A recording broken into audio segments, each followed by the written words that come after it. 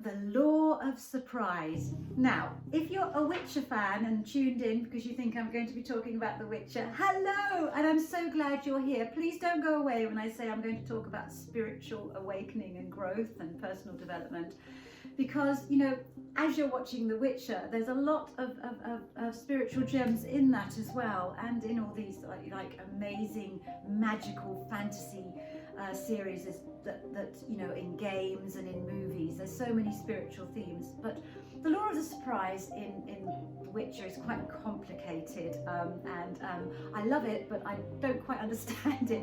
But however, when I heard them talking about the law of surprise when I was watching it, my son made me watch it, by the way. He said, "Mum, you will love this," and he was right. But anyway, when they were talking about it, I just loved that, because we've heard so many in recent years in the New Age movement, the personal growth and development movement. We've heard about the law of attraction, which is, you know, like seek like, and if you think positive and do positive, that you're going to attract positive back. And I really, you know, I'll do another video about that and my take on that. I have a very unique take on the law of attraction, actually, because I think there's been too much focus on thinking and dreaming and hoping and not enough on positive doing. That's what my ritual books are all about.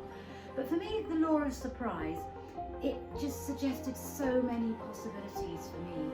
For me, the law of surprise is going out of your comfort zone, facing your fears and finding out things about yourself that surprise yourself, that you never knew you had, discovering hidden strengths and potential, because we all have this habit of telling ourselves who we are. Oh, I'm average, or oh, I'm good at this but I'm not good at that. But the law of surprise for me suggests you are defining yourself. You're not testing yourself. Test yourself, find out your limits, and I hope that they are limitless, and that, you know, we all have infinite potential within us. Keep doing what you fear, keep going out of your comfort zone, because I promise you that is where success and fulfillment is found. We all think that being spiritual is being someone who just sits and meditates all day, preferably on the top of a mountain when there's a sunset behind them or a sunrise, and it's all blissful and they're giving and loving. That is not spirituality, that is not fulfillment. It may be if you choose that life and that's what gives you fulfillment, but it's also, in a way, it's kind of escaping, isn't it, from life. We were put on this planet for a reason. We were put on this planet to experience everything this wonderful life has to offer us. So go out there and experience. And if that means messing up and failing, go out and do that. I say that in my books. Fail and fail again. Success doesn't teach us that much, because when we succeed at something, when we get top marks, we kind of declare ourselves experts, we know everything, we shut down our mind. When we fail, when we mess up, when our hearts are broken, we look for answers, we look for new knowledge, we look for ways to do it better next time. And every time we do that, we are learning and growing. So keep going out of your comfort zone, keep surprising yourself. Don't categorize yourself as a certain way. And the same goes with your emotions. Experience all of them. Allow them to pass through you. Let them teach you what they have to teach you. I mean, the reason for our emotions is to teach us important things about ourselves. Remember, we are here on this earth because it's a learning. It's a journey of learning and evolving into higher and higher versions of ourselves. And I want you to all go out there and get out of your comfort zone and write to me about it and tell me about it. And I do try and live what I preach. If you've watched me in recent years, you will know that I do try and surprise. About 5-6 years ago, I realized I was in a category. Many of my publishers were putting me in as the academic who collected afterlife stories, angel stories, gathered them in book form and put them out in the world. And I was doing book after book after book like this. Literally, if you go on my Amazon page, you'll see so many angels saved me, heaven did this, heaven did that, and they're wonderful. I loved every moment of it, and I adored that people wrote to me and I could share their stories to a wider audience. Don't get me wrong, I loved that, but I also felt I was just on this wheel of doing the same thing in slightly different ways over and over again. So I decided I was wanting to do something for New Age. I was going to get out of my comfort zone. So what did I do? The first thing I did is I collaborated with scientists. Now, a New Age author like me, who writes about white feathers and angels and whatever, scientists is scary stuff, isn't it? Because scientists want proof, they want research. And my books were very feeling orientated and anecdotal. So aligning myself with the amazing scientists at the Institute of Noetic Sciences was hugely scary. I was terrified. I was absolutely terrified to even approach them. And they were actually wonderful, though, that they were more willing to experiment than I was. But of course, they're scientists. You know, scientists operate on the law of experiment, don't they? And I had to learn from them about that, and I had this wonderful collaboration with Ions, which led to me collaborating on a book with Dr. Julia Mossbridge, who, by the way, if you have the History Channel, go and watch episode 1 of season 2 of The Unexplained. Julia Mossbridge is there talking to William Shatner, the show host, about her research into precognition. Don't miss it. It's absolutely brilliant. She's in there in her pajamas. Anyway, to go back to, I did that because it challenged me. Working with a neuroscientist after I'd been used to just working on my own, collecting stories and really not being judged or whatever and held to account in some ways was scary. And Julia was tough to work with, challenging, but goodness, I learned from it. And what it gave for me was a hunger for these kind of new experiences. I went on Michael Marshall's Merseyside Skeptics podcast. Michael Marshall, he's a Guardian writer. He's very skeptical of anything New Age or holistic, but it was a wonderful experience, and I wanted to dialogue with skeptics, and I grew to admire them so much because they were trying to learn, as much. They were really wanting to learn, and it was wonderful. Then I collaborated with the Church of Jedism and even found myself on Good Morning Britain with Piers Morgan, waving my lightsaber, and he was telling me that I was crazy. And I realised he had a point. But for me, the Force in Star Wars is spirituality, so it was all part of this getting out of my comfort zone. And then, of course, if you really want to see out of my comfort zone and have a good laugh, as over 100,000 people have, go and see me talk to Russell Brand about the possibility of life after death and the spiritual, sensitive approach to life on his iconic Under the Skin, episode 71. It's an unintentionally hilarious episode where I'm being me and Russell is in fine comedic form. So don't go and watch that. And the reason I did that, to open myself up to ridicule, is I reached a point when I didn't mind. I just wanted to find a platform to push the spiritual message that there is more to this life than meets the eye, that we are spiritual beings, to another level, and get it to new audiences, and expect more of the same from me in coming years. I have many book projects coming up. Some of them may fail colossally, and that's fine. I will learn from it. They are all my attempt to not be stereotyped and to be put into a spirituality, to be put into a box, and to try and get it to a wider audience.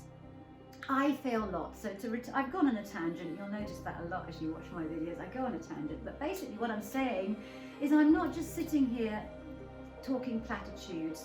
I am practicing what I preach in my books. Every book I write, you can rest assured that if I bring people into it, like the wonderful Claire Broad, medium, I brought her in because I believed that she was authentic. The same with the scientists. I brought them in to collaborate on my books because their research is pushing boundaries and showing that there is a science of consciousness.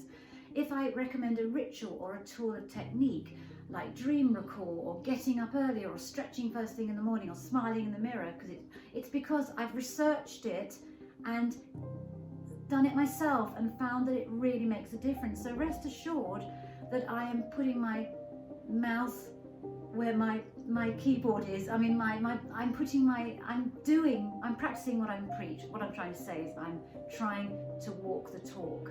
I think there are a lot of people in the spiritual community, I think, and I admire their message, and what they say is so magical and wonderful. But I wanted to be someone who was actually trying to live what I preach. And when I say everyone who messages me, I will reply, I do. It may take me time, but I do. And I try and think about the best reply and give my time. One of my greatest joys is actually when you message me and get in touch. And I said, sometimes it can take time if I'm really busy, but it's what I do. And I also expect that a lot of what I do, including this YouTube channel, I have no idea if it will resonate. It might fail, but I had to try. I wanted to try. I'm learning from it. It's a new way to reach my readers. Again, to return, I'm just going to sum up with the law of surprise. So the law of surprise to me is you surprising yourself. I would love it if you could wake up every morning surprising yourself. Going a little bit out of your comfort zone. Watching programs you've never learned before. Learning something you've never done before. Responding in different ways, in ways that are more positive and loving. You know, if you are very impulsive and quick to anger, to step outside yourself and think, I'm going to observe this, I'm going to take a deep breath, and I'm going to be a little bit calmer. Just find different ways to approach it. To think something isn't working in your life, not making you happy. Don't keep, the definition of failure is to keep repeating the same mistakes. Try different ways. So surprise yourself. Live the law of surprise.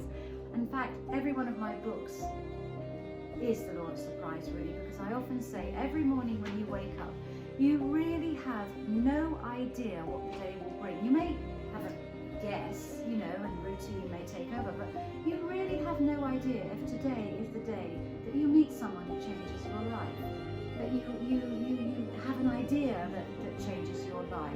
Anything could happen.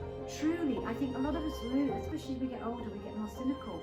Truly, every day, life could change, and we're seeing that right now with this virus.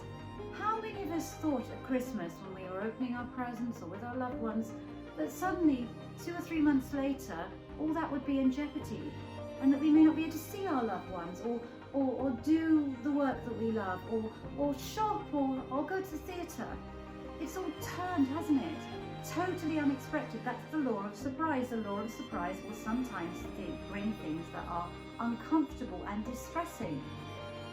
As long as you learn from them and grow, they can be empowering experiences. And this virus right now can be a very empowering experience, because it's almost like the world is forcing us all into ourselves.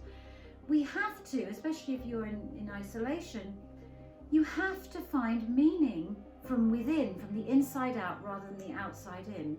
And I'm just going to close this video with two metaphors or examples. First of all is Mice and Men. You know that wonderful poem of Mice and Men. There are the mice busy building their home, unaware that a combine harvester or tractor is behind them. I mean, they're busy building their home. We have no idea every day when we wake up what outside forces may impact our lives. So therefore, make the most of every single precious moment. Every moment we breathe is a miracle. We forget that.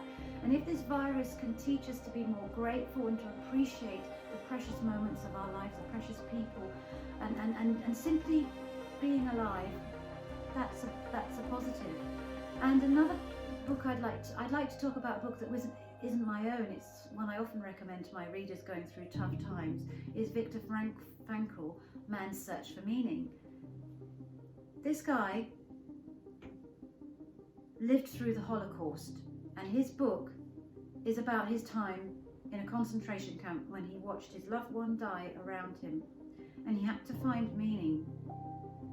He survived through his inside-out approach to life, that life could take away everything from him, but they couldn't take his spirit. he worked on his spirit. So I do highly recommend that book, especially if you are going through difficult times. It puts everything in perspective. So on that empowering note, I'm going to wish you well, and I hope that you embrace the law of surprise every single day of your life. Remember, every day of your life is a wonderful surprise. Wake up with that feeling of excitement, not dread. If you do feel a bit anxious or whatever, switch it for the word excitement. Excitement about the day ahead. Surprise yourself, surprise others, and enjoy this enchanting, truly enchanting life. Stay strong, stay spiritual. Lots of love.